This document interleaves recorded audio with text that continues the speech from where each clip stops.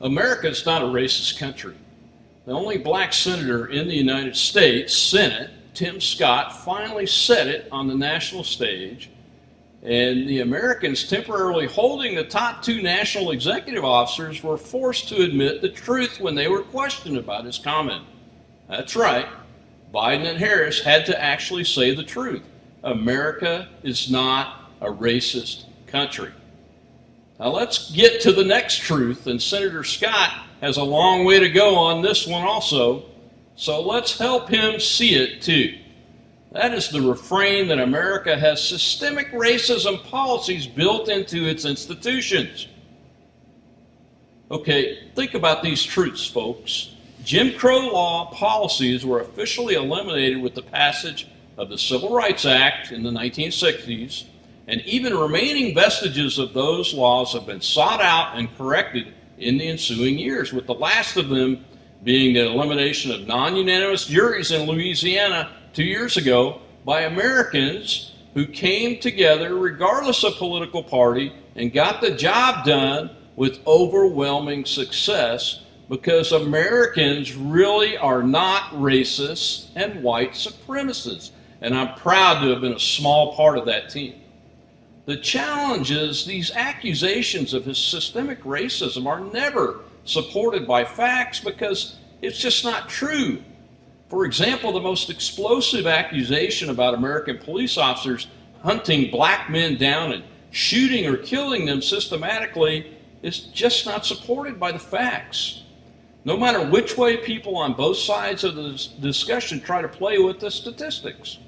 The consequences of the mainstream media supporting this extreme propaganda false narrative is being seen in the courts and in communities where public policymakers are defunding law enforcement and officers are rightly no longer able to respond with support from elected officials or citizens. So crime rates, what are they doing? They're soaring, and they're soaring among violent crimes like murder in the very communities that so-called activists and their propaganda media say they want to help. Unfortunately, the false narrative continues. Senator Scott recently said that we are still dealing with racism from hundreds of years of these inhuman policies even today. So that just means he still supports some part of the false narrative that America is racist. We have to keep putting out the truth and can't let revisionist false histories like the 1619 Project, which insists that our country was founded on slavery 400 years ago, and even the founding documents like the Declaration of Independence were written to keep slavery viable, even though all known writings of the drafters specifically contradict that opinion. But folks, this crap is in your schools already, along with critical race theory, which teaches kids to judge people based on the color of their skin, and that is unacceptable. You and I, we have to act. The parents in a Dallas school board election acted this week, and guess what? The candidates opposed to this false narrative won with almost 70% of the vote.